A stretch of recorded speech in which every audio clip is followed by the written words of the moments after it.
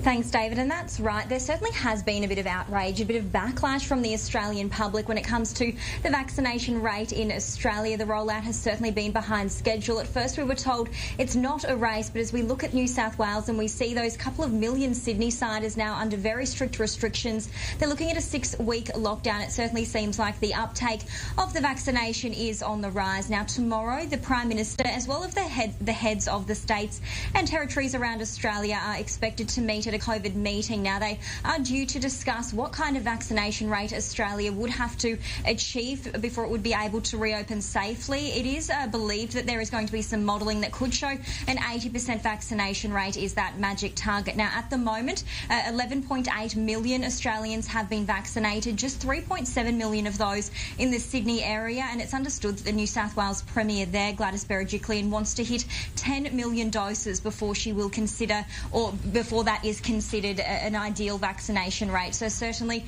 a fair way to go still here in Australia. We have seen, of course, conflicting advice from ATAGI, which is the group, the medical group that does look at vaccination safety and advice in Australia, and then from the Prime Minister and the heads of states and territories when it comes to the AstraZeneca and the Pfizer vaccines, which are currently the two on offer here in Australia. So certainly a way to go.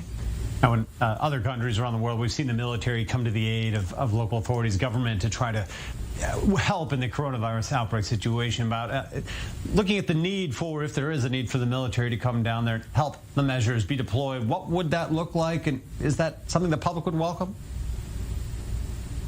Well, as you mentioned in your intro, it could be similar to what we saw in Victoria, where these military personnel were going door to door. They were helping with compliance checks. Certainly, it was the message today was that they will be helping with compliance. We know it will be 300 ADF personnel that will be deployed to those Sydney hotspots. They'll join thousands of police already on the ground. Now, those police have also now been started to be given extra powers. They've now been given special powers that will effectively allow them to close any businesses that are flouting laws. We'll see monetary penalties go up for people who aren't wearing masks. Of course, that was another mandate that came in as well. So those Sydney-siders already restricted to not being able to go further than 5 kilometres from their home will now have to wear masks. So a bit of a mixed reaction, but certainly welcomed by some who just want to get out of this lockdown and see that Delta cluster and that Delta outbreak in Sydney really start to decrease.